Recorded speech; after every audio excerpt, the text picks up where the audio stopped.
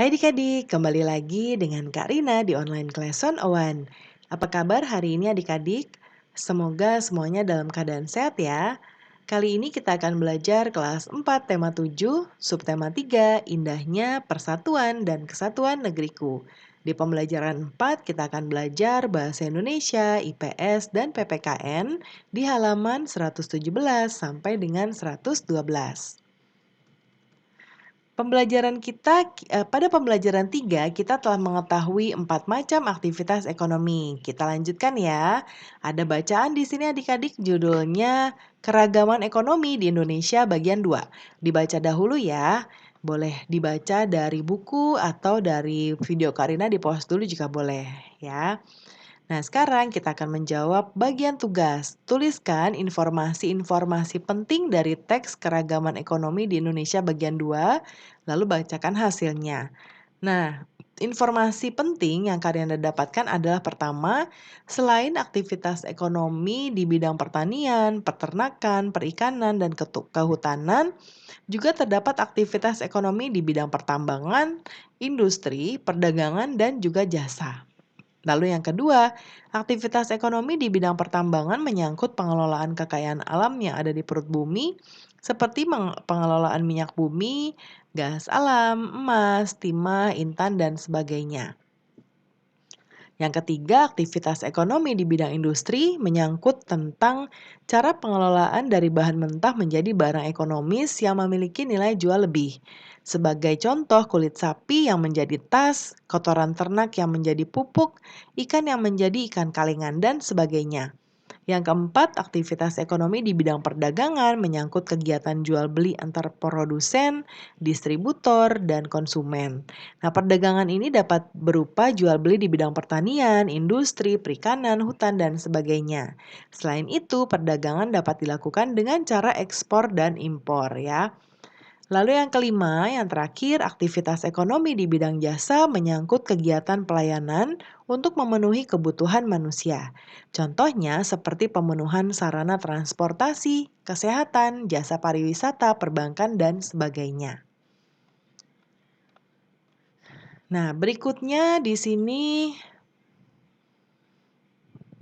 bersama teman-teman sekelasmu, identifikasikanlah aktivitas ekonomi yang dilakukan setiap keluarga dari seluruh siswa.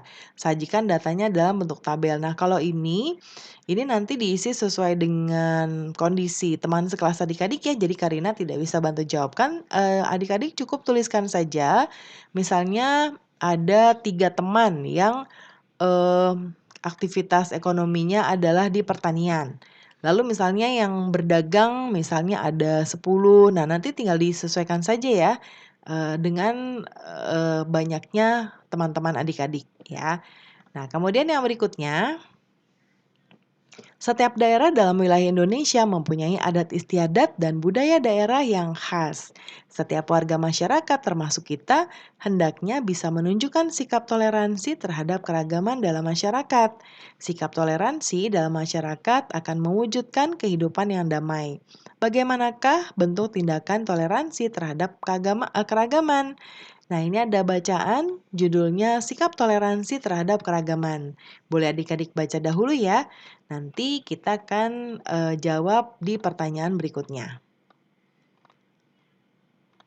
Nah, di sini ya, kamu telah membaca bacaan tadi. Tuliskan informasi baru yang kamu dapatkan di bacaan tersebut.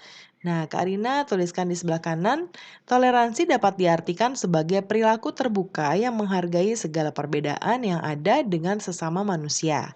Kita harus menghargai keragaman agama, suku, ras, sosial budaya, serta keragaman gender.